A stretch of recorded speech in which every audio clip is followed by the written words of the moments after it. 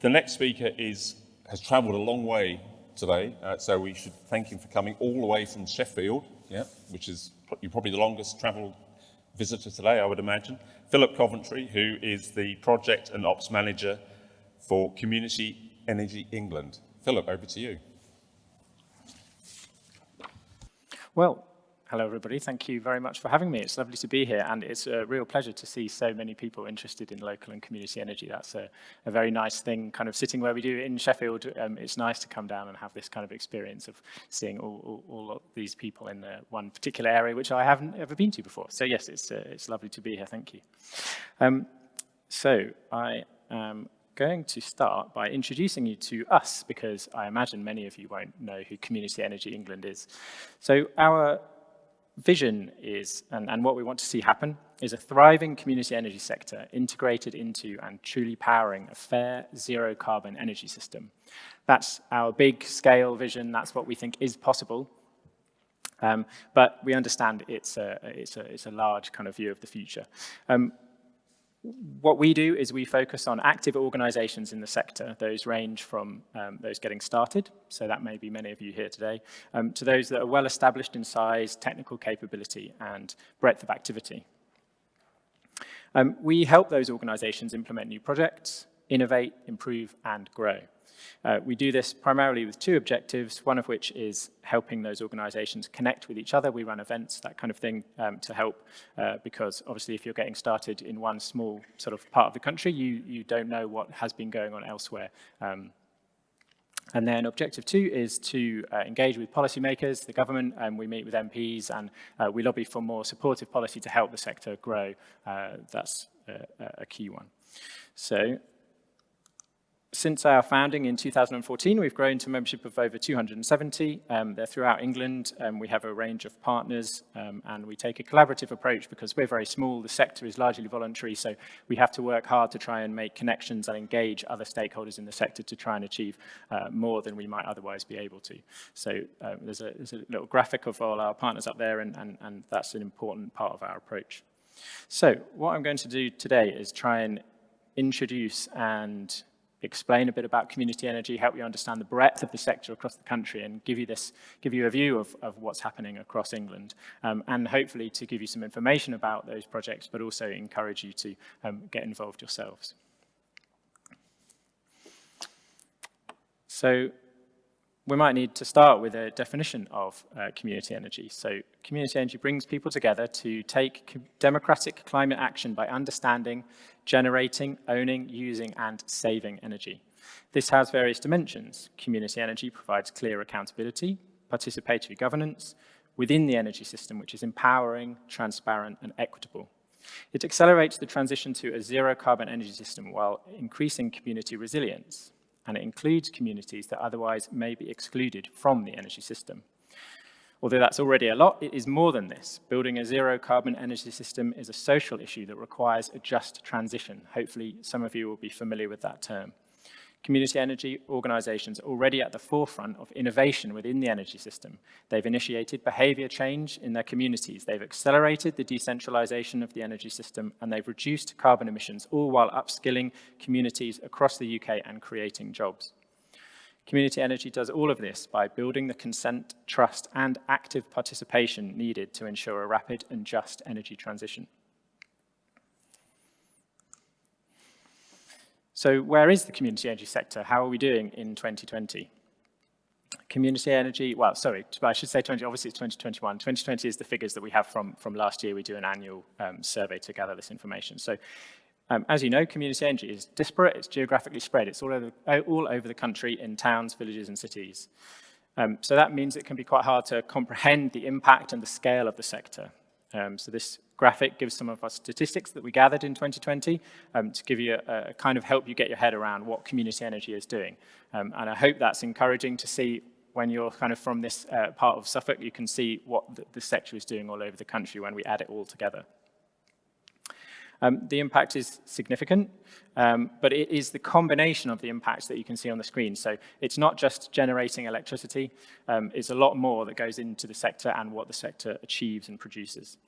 That's also why the sector has such huge potential and why, again, I encourage you all to get involved. So, also I think it's important to consider the challenge that we're facing. It's been mentioned already in some of the introductions. And obviously, I think community energy is great, full stop, and have no question mark about it, but others may not be so sure. So I think it is important to think about why community energy is relevant and important. Ultimately, that goes back to the challenges that we're facing and the ways that community energy can help us respond. So hopefully, most of you will be familiar with the realities of climate change, the concept of net zero, that kind of language and terminology. Climate change is widespread, rapid, and intensifying, according to the Intergovernmental Panel on Climate Change. And the challenge is for every single one of us.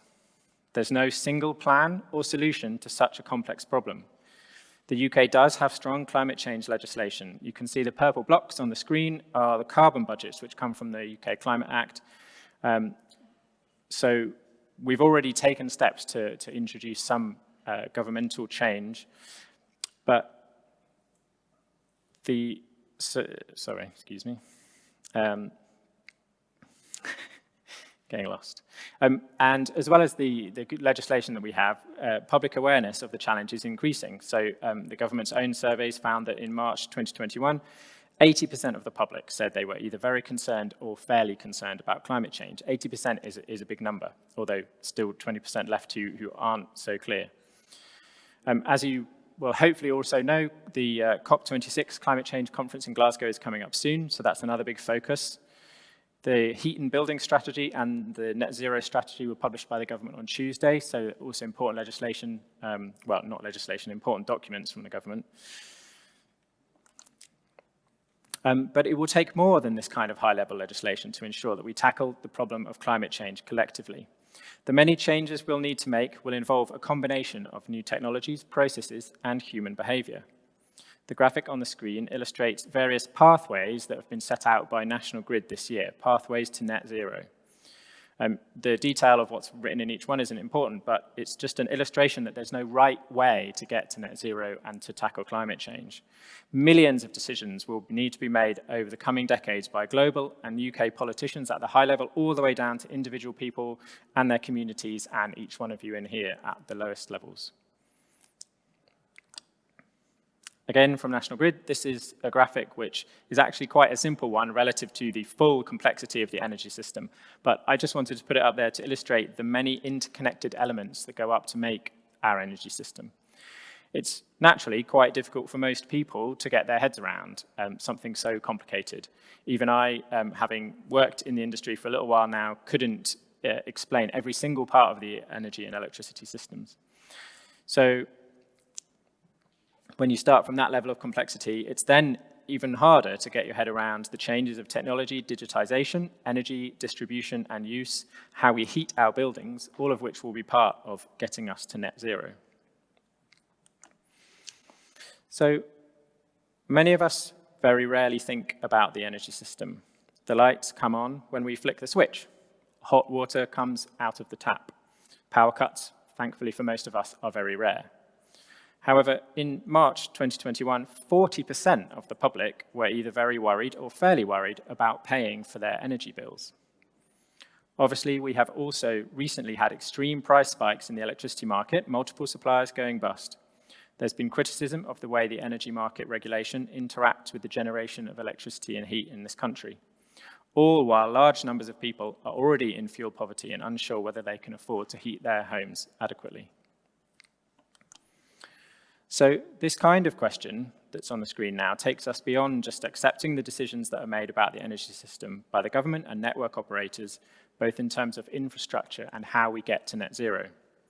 I want to point to the costs and opportunities within the transition to net zero and the future energy system we create as a country. Over the course of the next few years, our energy system needs to transform into a smarter, more flexible and responsive ultra-low carbon energy system. This transformation is necessary for the UK to meet its commitment to achieve net zero greenhouse gas emissions no later than 2050. To start understanding why communities and people are important for tackling climate change, which is the key topic today, we need to consider how people and their behaviour are both involved in and will be affected by the energy system. The graphic on the screen is from the Centre for Sustainable Energy. They've done some good work on how people will be affected and can be included in the future energy system. The way that people use energy and engage with technology, their financial implications of changes to the energy system, both the costs and the benefits involved, the personal and social dimensions to how we engage with energy, people's readiness to engage and harness new technology as well as buy it, and how our homes and our local areas are involved and affected by energy.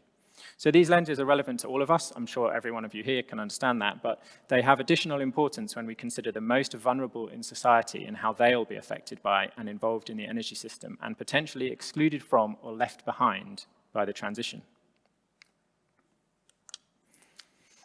6 parliamentary select committees recently commissioned the UK Climate Assembly, which was an attempt to understand public preferences on how the UK should tackle climate change because of the impact all of the many decisions involved will have on people's lives.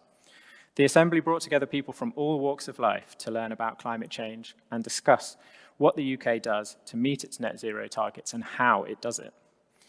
In the final report, the Assembly highlighted key themes that recurred throughout their discussions: helping people understand the scale of the challenge and what changes and action are necessary, ensuring fairness across multiple dimensions, and enabling people and communities to make decisions and be involved in decisions. This shows the appetite in society for transparency, fairness, and, again, relevant to today, action at the local level and driven by individual people.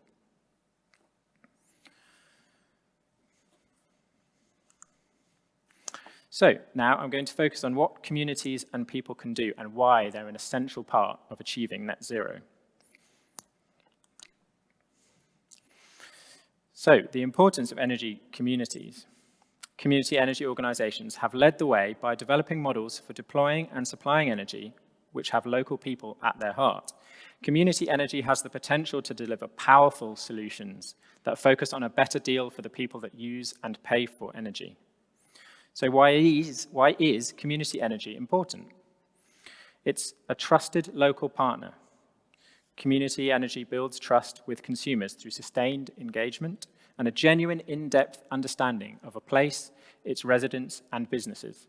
This means community energy can reach those that others cannot, allowing it to build relationships with the most vulnerable in society. Energy democracy. Through its democratic governance structures and cooperative models, and the investment and engagement practices, community energy brings more people into the energy transition, including those that may not have been engaged, considered, and listened to before. Empowerment. The direct nature of the relationship between community energy projects and the beneficiaries of those projects creates a strong sense of empowerment that permeates into other areas of people's lives.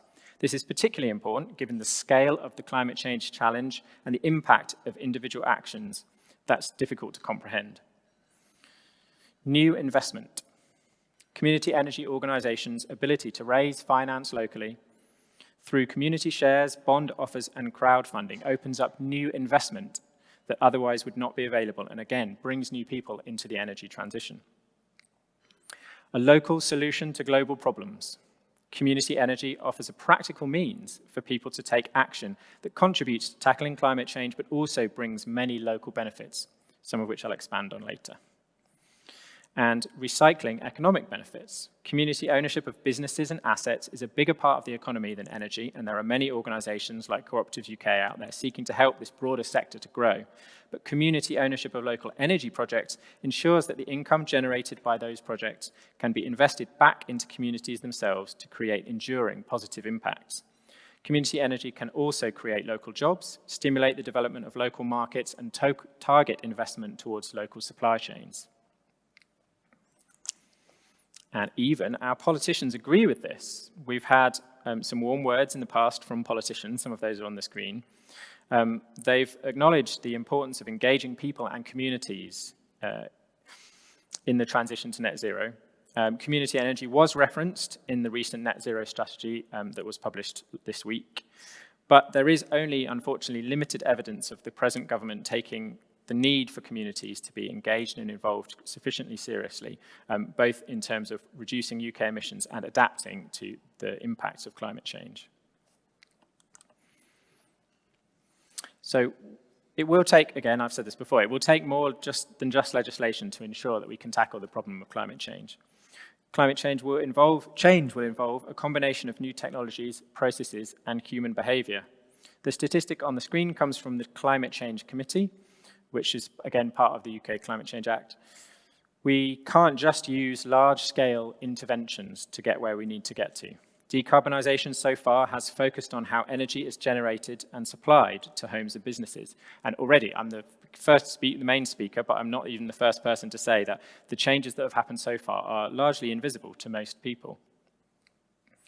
To reach net zero, there needs to be much more direct changes to people's behaviour and choices.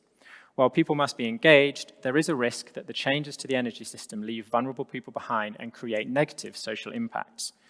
In this case, public reaction to these kind of injustices will undermine political will to sustain the transition, affecting the momentum we need to harness and increase to get to net zero. So, supporting community energy. Community energy has a long track record of delivering community-owned renewable energy generation, often on uncommercial sites, energy efficiency and fuel poverty work, and increasingly, large-scale innovation projects embedded in communities. Community energy offers a deep reach and a sustained connection with people, often based on local knowledge and face-to-face interaction. This enables a deep understanding of local people and of places which, supported by a reputation for independence, can result in deeper relationships with energy consumers and much higher levels of trust than other organizations involved in the energy system. Community energy has been around for well over a decade, but the last 2 years have changed many people's understanding of their local communities and built a range of new connections. We've also seen new dimensions to public consent, trust, and fairness during the pandemic. Recognizing the immense suffering that has been involved, the pandemic has shown how resilient and effective community action can be. Communities gathering momentum from the ground level to respond to climate change can drive the progress we need to see and influence action by governments, businesses, and others in society. The commitment and pride of communities can be part of the solution and ensure the process of decarbonisation is equitable and empowering for all. Community energy organisations are already deeply embedded in their communities. The people that are involved and drive the project, the purpose of the organisations written into their constitutions and defined by their organisational structures, and their place within broader community networks. Many community energy organisations distribute surplus income from generating renewable energy directly back to their local communities. Several were able to rapidly redistribute funding to COVID relief efforts, releasing over £200,000 particularly quickly in 2020 as the pandemic got started. Other community energy organisations are active in fuel poverty advisory services, and as the pandemic and the lockdowns took hold, they were able to integrate these with other COVID initiatives and assist with extra support provided during the pandemic. All of this was possible because of the strong networks and collaborations that are a core characteristic of community energy. We talk a lot about co-benefits when we talk about community energy, but this is because the track record of community energy in the sector shows what can be achieved when local people come together to take action. Some highlights for you. Consistently, community energy leverages tens of millions of pounds a year in community investment. Community energy consistently pays out millions of pounds a year to local charities and projects within their communities. For example, South East London Community Energy calculated that for every £1 invested in their energy efficiency work, there was a £24 social return on investment, which is a bit of jargon, but it will mean something to some people, particularly local authorities, including a £6 financial saving to householders over 2 years, mostly in savings on energy bills.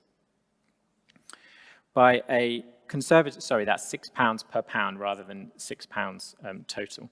By a conservative calculation using Treasury Green Book values, again a bit of jargon, but that will again mean something to people involved. A report for Devon County Council, calculated that they would generate almost £16 million of additional local benefit by buying their energy from local community energy projects rather than procuring it commercially, as is the case. And Devon County Council have set up a model to do this now, and it's underway. Community wind farms, this is a report from Scotland, they pay on average 34 times more community benefit than is the industry standard for commercial wind farms. While commercial renewable energy and energy efficiency providers are of course necessary to get us to net zero, community energy is unique in democratizing energy by enabling local people to take on a more proactive role in the energy system transition and derive further social, economic, and environmental benefits for their communities via business models that have people at their core. The future of energy is local. It's a phrase, something that we might like to say, but what does it mean? As the drive to reach net zero gathers pace and the energy transition becomes both more complex and more urgent, it's at the local level that the needs and characteristics of people and their communities can be understood. It's at the local level that planning must happen for a net zero transition that is effective, rapid, fair, and inclusive. It's at the local level that people can really be encouraged, supported, and enabled to change behavior and make choices that will help the energy transition. Community energy organizations are already active at this local level. They build extensive networks in their communities and with a range of different types of people. They're trusted by vulnerable people and have a reputation for independence. By being involved in projects, they can avoid wasted effort and inappropriate infrastructure that doesn't meet the needs of local people. They're effective at delivering information and advice to individuals, particularly those that are hard to reach. And their function and operations give people a tangible stake in the energy system. So, what is working now in community energy? By now, you're probably wondering this. The backbone of community energy remains putting solar on rooftops. This is happening all over the country with a variety of different models. Sometimes it's independent community energy organizations doing it themselves. Sometimes they use umbrella or support organizations like Solar for Schools, Share Energy, or Energy for All. This is a great first step and something that I certainly encourage many of you who don't know how to get started with energy in your communities to look at. There are also numerous organizations around the country providing fuel poverty and energy advice services, which is a key one and is often, for those of you here from local authorities, it can really help to meet the objectives and requirements of local authorities. The services like this are often funded by the surplus income from generating renewable electricity. There is much more to the sector though, and as well as new and innovative business models which are emerging. So I'll start with energy efficiency. I've got a few examples. So People-Powered Retrofit is a not-for-profit service for householders in Greater Manchester, offering clear, independent advice to support and help people plan, procure, and deliver home retrofits. Retrofit is when you make changes to a house or a building to increase its energy efficiency. People-Powered Retrofit is trying to tackle the key barriers that a lot of homeowners face in commissioning work, such as lack of appropriate contractors, concerns about the quality of the work that we carried out, and a lack of local markets for this kind of energy efficiency work. So they're halfway to raising £550,000 in a community share offer, just showing the demand for that kind of service, but also hopefully you can see that the kind of work that they do is not geographically specific. It's something that is important everywhere. This country needs retrofit everywhere. Another organisation doing this kind of work is the Cold Homes Energy Efficiency Survey Experts. That's quite a mouthful, but those of you who are quick might have spotted that that's the Cheese project. They're a Bristol-based not-for-profit community interest company that aims to reduce domestic energy losses. At low cost, they do energy efficiency surveys, and they start at £135, which again, hopefully you can see is fairly low cost, and are free to people in poor housing conditions and in fuel poverty. And that kind of work to help engage those who are less able to pay, those more vulnerable in society, is a key hallmark of community energy. The Cheese project is in the process of expanding their project to create a UK-wide social franchise. And again, that's the kind of thing that we need in the sector, so that people who are here, for example, if you haven't got involved in energy efficiency work, you can take up that kind of franchise model and get it going in your community. Heat is a significant challenge for the UK. We've got a prevalence of gas boilers. Many rural areas are off the gas grid and reliant on heating oil. Heat has been in the news recently with heat pumps and things, so you're probably all aware of it a little bit. The example that I've got on the screen and that I was just going to mention is actually going to be covered a little bit in the next talk, so I won't go into it hugely. But Brighton and Hove Energy Services Cooperative, down surprisingly in Brighton, have been working on how to move a rural village in Sussex over from heating oil onto renewable energy heating system, integrating solar PV, heat pumps, and improved energy efficiency. And the key thing that I want to mention here is that it's financed through a community share offer, so the community energy organisation gets the investment, and then the residents pay monthly for the heat rather than paying upfront for the installations, which is a barrier for many. And now energy generation and flexibility, again, a key backbone of the sector. So an example here is Riding Sunbeams and Cuckmere Community Solar. They're down in Sussex again. They're building the first community-owned small ground solar farm, which will be connected directly into the rail network's power supply. The first in a model that obviously has nationwide potential, given that railways are almost everywhere. Because it's community-owned, the surplus funds from generating the electricity will flow directly back to the community, and Network Rail gets cheaper green electricity, so it's a win-win. Win-wins or win-win-win-win-win, we can kind of add lots of wins onto that, again, is a hallmark of the sector with all the co-benefits that we kind of champion. Community Energy South, again, who you're going to be hearing from later, are expanding their successful pathway partnerships with local authorities that stimulate community energy activity in particular areas. So again, if you're from a local authority, I encourage you to stay to hear Ollie later. Bath and West Community Energy, they used, in a previous project, they used electricity substation data to equip people in a community with the information that they need to reduce their energy demand or shift it in time. For example, turning the washing machine on at a different time of day. I mention this because the time at which we use energy affects how much pressure is placed on the local electricity grid. And this kind of behavior change will be an important part of minimizing the costs involved in the energy transition. And again, community energy involved on the ground with local people is perfectly placed to deliver that kind of information and equip people to change their behavior. And a whole systems approach. So this is the future of the energy system. It's a terminology which will become increasingly prominent if you're involved in the energy sector. It's an approach which seeks to actively engage with the fact that energy use and generation are interconnected with each other and with a wide range of other aspects of infrastructure, including electricity and heat, but also transport, buildings, for example, as well as multiple actors such as local authorities, utility companies, and housing developers. In addition, recognizing the centrality of people's behavior and the characteristics and needs of individuals in their communities, along with the context of the distribution and transmission networks and their constraints and needs. Overarching all of this is the need for rapid decarbonisation. Sorry that I know that is quite a mouthful, but it is quite complex and it's hard to get your head around, but I'm happy to talk about whole systems afterwards.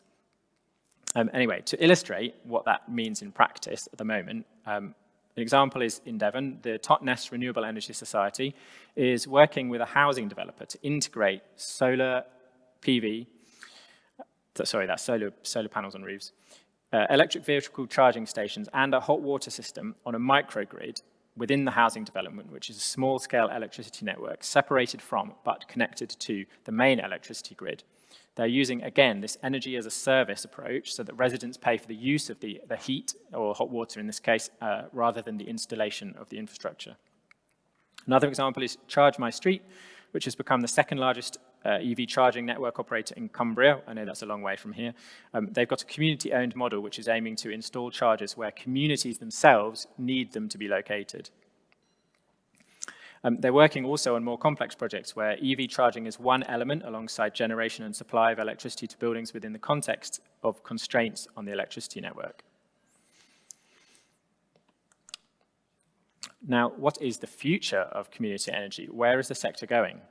Our energy system is changing. Increased local generation and storage, electrification of heating and transport systems, and the rise of flexibility services to help balance the grid in real time are all happening now, and they'll shape the future of energy infrastructure and the way it meets our needs and how we interact with it. If we're to develop a truly innovative and effective future energy system, people, whether that's community groups, houses, or businesses, must be put at the heart of the energy system. Last year, we published our 2030 vision, which was based on a detailed consultation process with community energy practitioners and projections from a report by WPI Economics about what the sector can achieve.